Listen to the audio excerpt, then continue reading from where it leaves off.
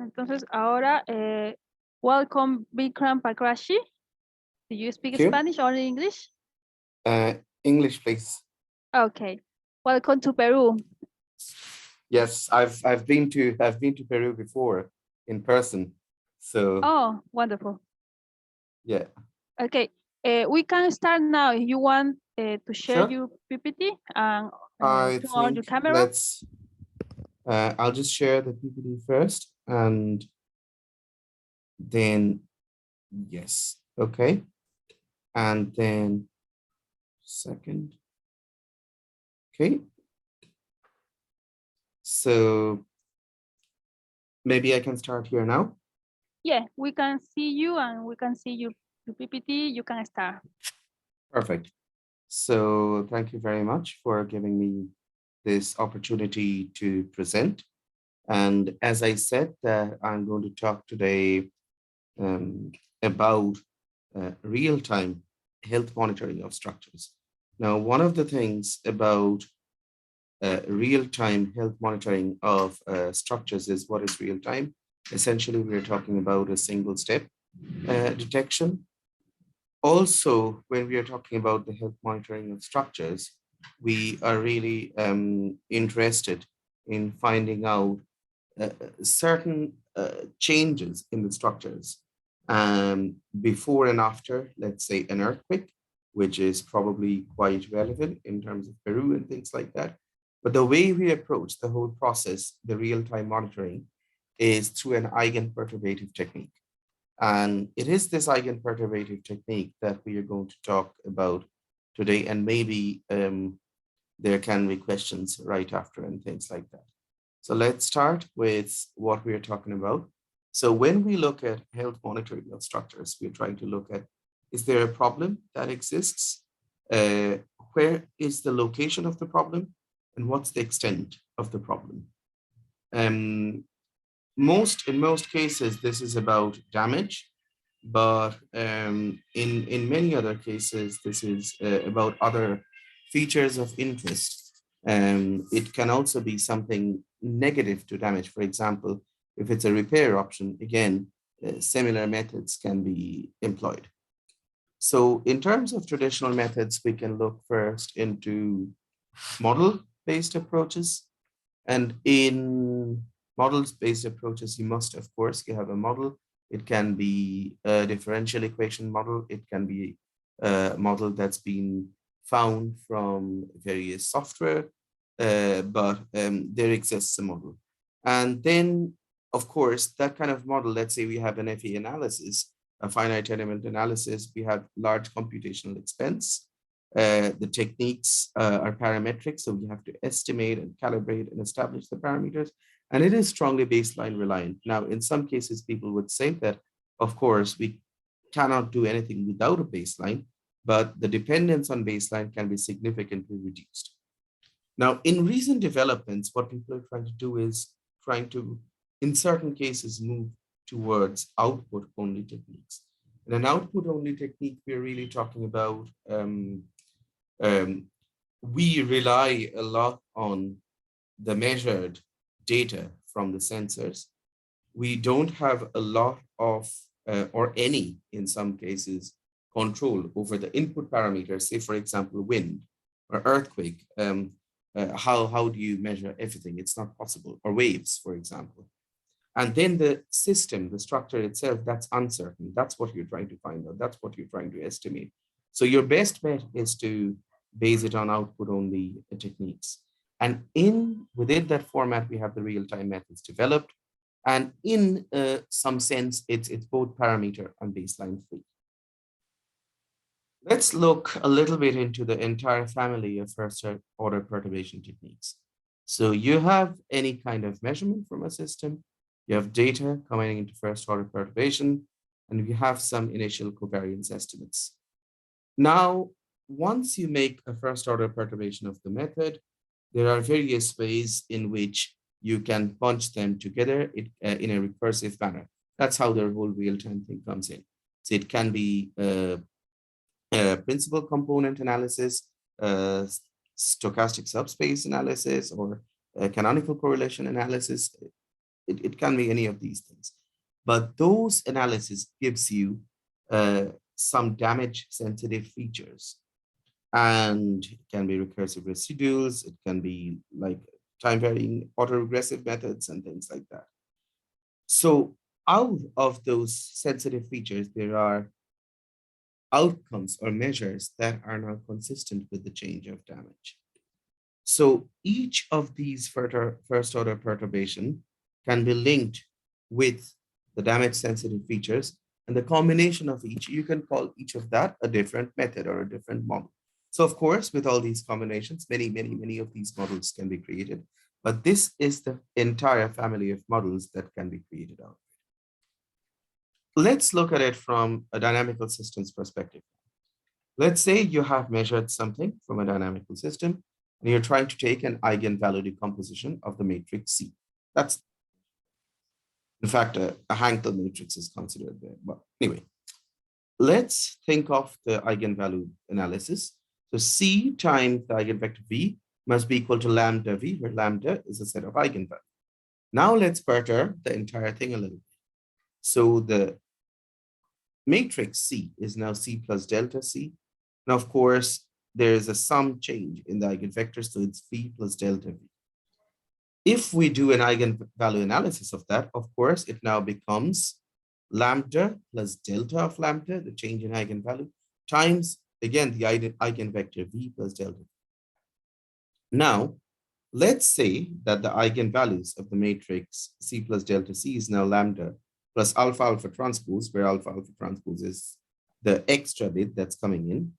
Then the eigenvalue decomposition of the diagonally dominant term, we can have it as, if you just multiply them, it's V lambda V transpose, V lambda delta V transpose, V lambda delta V transpose, and delta V transpose lambda V transpose. And all the other ones, the smaller ones, they're of the order of epsilon cubes. So it's too small and it can be ignored with respect to the others. Now we know that VV transpose is an identity matrix. That's how an eigenvalue decomposition is carried out. So if we now know that C is equal to V lambda V transpose, then the for just the perturbation matrix, the eigenvalue decomposition is the remaining terms. See, it's not just one term, it's three terms. So it's V lambda delta V transpose plus V delta of lambda V transpose plus delta V transpose lambda V transpose, and all the smaller values. So eigenspace estimates, we can recursively update it at each sample points. What happens if we start doing so and start making those, estimates? We can start, let's say, with singular spectrum analysis. We can often have problems with accessibility. We can have less number of good quality sensors, large instrumentation costs. So for a real-time solution, we can stream it as an output from a single sensor. We can provide the batch subspace iteration in a few samples and carry out the RSSA on the eigenspace recursively. Once we have it in each timestamp, we can have the online damage sensitive features employed through time varying autoregressive models. Let's give an example. Let's consider an earthquake system where it's a 5 degree of freedom base isolated building. We can consider it as an equivalent Walkman oscillator. And in time, suddenly there is a temporal change of 15% of nonlinear force at the base isolator at 31 seconds. Something breaks. And spatially, there's a continuous degradation of the linear storage stiffness in terms of damage. So there's a progressive degradation of 15% at each 10 seconds for a total of 50 seconds. Now, the question is, in real time, can we detect? As I said, this entire framework that was created with the other co-authors that I've mentioned here, Dr. Basuraj and Professor Budhaditya. It was a collaboration between India Institute of Technology and then University College Dublin, Ireland. And we have recently written a first book on this topic, which is due to come out this year in a couple of months from CRC Press. So keep an eye out. But let's take a look at the results. If we start doing what I just said, at the location of that sudden change, you will see that the time varying, the autoregressive coefficients, you'll see a definite and a significant change or a jump. Of course, providing us with the idea that this is where the sudden change occurs. So it is able to detect exactly at the location when things change, and it can be implemented as an automated method in that case. If we look at the various floors because of those kind of damages, we can see that all these damages at various floors, they're quite accurately identified, given an example of the spatiotemporal damage detection with RSSA. What about experiments? That's numerical. So this experiment, again, that was done in Indian Institute of Technology, Guwahati, there was an aluminum beam that was fixed on top of a shaking table, and a rubber strip at the end was attached at the free end. You can see the rubber strip on the right-hand side. And in real time, what happened was the rubber strip was snapped at 33 seconds runtime, and the input was an earthquake excitation to the system. The data streaming was 75 Hertz, and we apply again RSSA for the same transformed responses. And you can see that exactly at the location of this sudden change in stiffness, yes, the frequency is like drops. So this is essentially a Hilbert-1 transform, and we can see how a possible damage event comes up. What about that detection in real time? And if we look at this experiment and carry out exactly what we presented here, the damage sensitive feature, which is the autoregressive, time varying autoregressive coefficients, there's a sharp jump during the time where this sudden change of stiffness happened. And it's quite obviously picked up in the entire process. So again, this can be used as a real-time detection scheme. So we see now that with an eigenperturbative system, like the way we have presented here and described here, we can have real-time detection of the presence of damage, the location of damage, and the extent of damage. So in conclusion, some of the closing thoughts. So we have online eigenspace updates with real-time monitoring using single sensor input. Even with a single sensor, we can get a lot using this method. Spatiotemporal damage detection can also be performed in certain way, as we have shown with the Bookman oscillator, a 5-degree freedom system excited by earthquake and undergoing damage, and the degradation events are captured in real time. So this is useful, as we've seen, for both numerics and experimental data. And this is not specific to the examples that we have just presented, but for a quite wide range of examples. And we have created a repository of evidence around this. So I must acknowledge at the end our supporting bodies. So with Sustainable Energy Authority of Ireland, UCD Energy Institute, Science Foundation Ireland, MARI Centre, and of course, UCD Centre for Mechanics and Dynamical Systems and Risk Laboratory. So with that, I think it's time. If you have some questions, I'm happy to take them. Otherwise, you're more than welcome to email me and I can take it offline as well. And thank you again for allowing me to briefly present this idea to you. Thank you.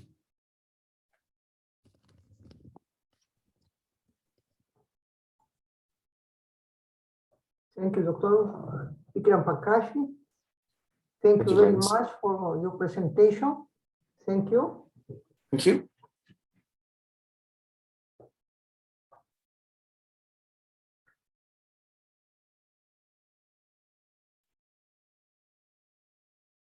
Doctora Miraflores, estamos listos para dar por cierre la sesión, por favor. Sí, estamos listos ya para el with Dr. Pakrashi. Thank you very much. Adelante, doctora Flores. Sí, bueno, simplemente agradecer. Thank you so much, Vikram Pakrashi, for your presentation. Gracias a las personas que nos están acompañando desde la mañana. Y el doctor Montoya quería dar unas palabras finales. Doctor, ¿está con nosotros? Sí, muchas gracias, señora ministra Gladys García, doctora Mayra Flores. Ha sido un placer escuchar esta sesión de la ciencia en Europa de diversas nacionalidades, italiana, polaca, ahora hindú, India, también, bueno, diversos países. Ha sido un gran placer y esperemos que esta difusión continúe, atrayendo cada vez más expositores no peruanos, amigos de Perú, para que el encuentro científico internacional se haga más internacional todavía de lo que hasta ahora está haciendo. Agradezco mucho a usted, ministra Gladys García, y a usted, doctora Mayra Flores, por esta excelente conducción, y con esto damos por terminada pues la sesión del Encuentro Científico Internacional 2022 de verano, sesión del 4 de enero por la mañana. Eso es todo lo que podría decir. Muchas gracias. Gracias, doctora, a usted. Gracias a todos. Ha sido una gran oportunidad de estar conectados con el Perú y ver que estamos dando pasos positivos. Y thank you, doctor Pakashi. Thank you. A ver, bueno, se fue. Iba a tomar una foto. ¿Ah? Ah, A ver, pídanle a... Dr. Could you turn Pakashi, your camera, are you please, to the here, picture? please? Yes. Ah, yes. Ok. It's one picture, please. Sonrían, por favor, sonrían. Ok, gracias. Muchas gracias. Thank you. Hasta luego, doctor. Muy amable por todo. Gracias. Gracias, Gladys. Hasta luego, Un doctor. placer. Hasta luego, doctora.